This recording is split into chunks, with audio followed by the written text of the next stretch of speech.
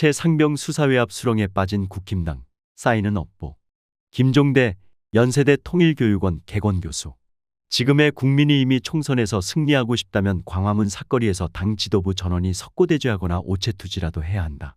그렇게 하더라도 집권 세력이 총선 국면 한복판에서 중요 사건 피의자를 대사로 임명하여 해외로 도피성 출국을 시킨 선 용서받기란 어려운 일이다.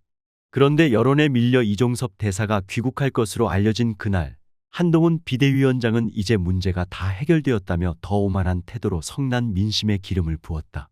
이 말인즉슨 한동훈 위원장 본인이 대통령실에 직언하여 이 대사를 귀국하도록 했으니 할 일을 다 한 것 아니냐는 사뭇고압적인 태도다. 그러면서 한 위원장은 공수처더러 이 대사를 소환하라며 소환도 하지 않은 공수처가 정치질을 하고 있다고 비난까지 했다. 이 말은 그나마 국민의힘의 우호적인 중도층마저 완전히 등을 돌리게 하는 자해적인 결과로 이어질 것이다.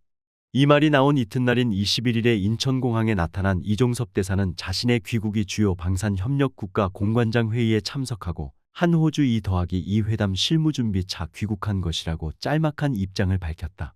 이 대사는 자신의 말을 증명이라도 하려는 듯이 귀국한 당일에 신원식 국방장관을 찾아가 방산 수출을 논의했다고 밝혔다. 국민의 분노에는 아랑곳하지 않고 자신이 할 말만 하겠다는 태도다. 한마디로 넌센스다. 급조된 방산협력국 공관장 회의는 호주 외에도 중동과 유럽 국가 방산협력 6개국 공관장이 모이는 회의다. 만일 방산협력차 국방부와 논의할 내용이 있다면 6개국 공관장이 전부 국방장관을 찾아가야지 왜 이종섭 대사 혼자만 간 것인가. 게다가 이 대사는 국방부에 이어 외교부도 개별적으로 찾아갈 것으로 알려졌는데 이 또한 이상한 일이다. 굳이 혼자서만 두 장관과 할 이야기란 게 도대체 무엇이겠느냐는 거다. 이 또한 중요 사건 피의자가 소환을 앞두고 외교 국방 두 장관과 입을 맞추고 수사에 대비하기 위한 의도로 의심받을 만한 일이다. 공수처 소환을 앞둔 피의자가 최상병 수사에 외압을 행사했던 당사자들이 질비한 국방부를 찾아가는 자체가 증거인멸이나 수사방해 목적이 아니냐는 거다. 더 황당한 일은 이 대사가 한 호주 외교 국방장관회담 실무준비 차 방문했다고 말하는 대목이다. 이런 장관회의가 열린다면 이 대사는 호주의 외교 국방부를 접촉하여 한국과 교류할 관심사가 무엇인지 파악해서 고국에 알릴 의무가 있다. 회담 준비라면 호주 현지에서 해야 할 일이지 국내에 들어와 휘젓고 다닐 성격의 일은 아니지 않은가. 게다가 양국의 장관회담이 열린다면 상대 주재국 대사는 장관을 돕는 일종의 실무보좌 역할을 하게 된다. 회담 대표인 현 국방장관을 전 국방장관이 보좌하는 실무자라는 설명은 격에도 맞지 않는다. 만일 실무 준비가 필요하다면 부대사를 보내도 될 일이다. 더구나 양국 간의 외교 국방 장관회담은 2021년 9월을 마지막으로 지난 2년 6개월 동안 열리지 않았다. 그런 회담을 언제, 어디에서 다시 열 것인지 아직 날짜나 장소 등 기본사항조차 정해진 바 없는데 국방장관 출신 대사가 직접 주재국과 본국을 오가면서 그것을 실무 준비한다는 것이다. 한동훈 장관이 정치질한다고 비난하는 공수처가 이번 이종섭 장관을 소환할지도 불분명하지만 큰 의미도 없다. 만일 이 대사가 공수처 조사를 받게 하려면 한동훈 비대위원장이 먼저 할 일이 있다. 이 대사는 작년 7월 말 최상병 수사에 외압을 행사한 혐의를 받고 있는데 이 대사의 명령을 받아 해병대에 압력을 행사한 신범철 전 국방부 차관은 사실상 공범 혐의로 공수처에 의해 출국금지 요청이 된 피의자다. 한 위원장이 공수처 수사에 협조하려면 자신이 천안갑 지역구에 공천장을 준 신범철 후보부터 공수처 조사를 받도록 해야 한다. 이 대사의 공수처 소환은 그 다음의 일이다. 한 위원장은 그런 용단을 내릴 의향이 과연 있느냐. 이것이 이종섭 파문의 다음 단계다. 이왕이면 작년에 대통령실 안보실 2차장으로 해병대 사령관에 3번이나 전화했던 임성득 영주영양봉화 국민의힘 후보 역시 공수처에 출석하도록 하겠다고 약속하면 더더욱 한 위원장의 말에 진정성이 실릴 것이다. 이 대사에 대한 공수처 소환이야 이런 공범들에 대한 수사를 마치고 이루어질 일이니 한 위원장만 협력하면 훨씬 수월할 것인데 이에 대해 말하지 않는 이유는 뭔가. 한 위원장이 국민의힘을 수렁에서 건져 올리려면 더 중요한 결단이 필요하다. 공수처 수사야 어차피 시일이 소요되기 때문에 이 대사가 항명으로 기소된 박정훈 대령에 대한 1심 군사재판의 증인으로 출석하도록 촉구하는 일이다. 지금 여론의 관심이 온통 공수처에 집중되어 있다 보니 더 중요한 박 대령에 대한 재판은 간과되고 있다.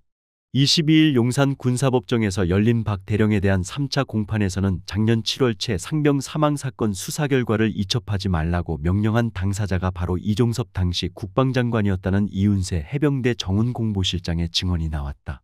이 실장은 작년 해병대 수사와 이첩을 제거하던 이종섭 당시 장관 주재 회의와 김계환 해병대 사령관 주재 대책 회의에 모두 참석한 인물이다. 변호인 측에서 요청한 증인도 아닌 이 실장의 소신 있는 증언은 이종섭 대사가 박대령 공판의 증인으로 나와야 할 중요한 이유를 말해준다. 한 위원장이 이종섭 대사에 대해 이런 모든 재판과 수사에 협조하겠다고 약속하지 않는 한 어떤 국민이 한 위원장의 말에 진정성이 있다고 믿겠는가? 국민이 이미 선거에 폭망하는 이유가 더 쌓일 뿐이다. 이번 사태의 가장 기이한 점은 대통령실과 국민의힘이 공수처와 야당을 공격하면 할수록 국민의힘 지지율이 곤두박질 친다는 데 있다. 22일 한 총선 여론조사에서 민주당 후보에 앞서가던 신범철 국민의힘 천안갑 후보가 역전당했다. 그 이전에 승리를 장담하던 수도권 국민의힘 후보들 상당수가 야당에 밀리거나 역전당하고 있다. 초박빙으로 흐르던 총선 판세가 국민의힘의 급격한 추락으로 기울어진 이유 중 하나는 이 대사 부임을 전후한 대통령실의 숱한 거짓말과 누구도 부인할 수 없는 수사 외압의 증거들로부터 나왔다. 이제는 이 거짓을 주워 담을 수도 없어 국민의힘은 당분간 헤어나기 어려운 수렁에 빠졌다.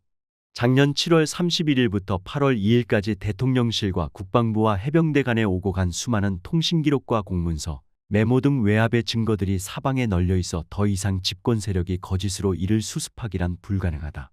이런 상황에 한동훈 위원장의 오만한 언행은 국민의 마음에 깊은 상처를 남겨 다가올 총선에서 심판의 날을 예고하는 지경에 이른다. 2014년 윤승주 일병 사망 사건, 2021년 이해람 중사 사망 사건을 계기로 우리 군이 뼈아픈 반성을 통해 새로 탄생한 군 사법질서는 군의 제19 감사기를 엄격히 차단하고 통제하기 위한 장병 인권의 마지막 보루였다. 군의 수사권을 제한하도록 장병들의 피와 희생으로 만들어진 새로운 사법 질서에 대해 국민들은 80%대의 압도적인 찬성을 보여주며 이제 다시는 군에서 은폐와 조작이라는 악습을 근절할 것이라고 기대했었다.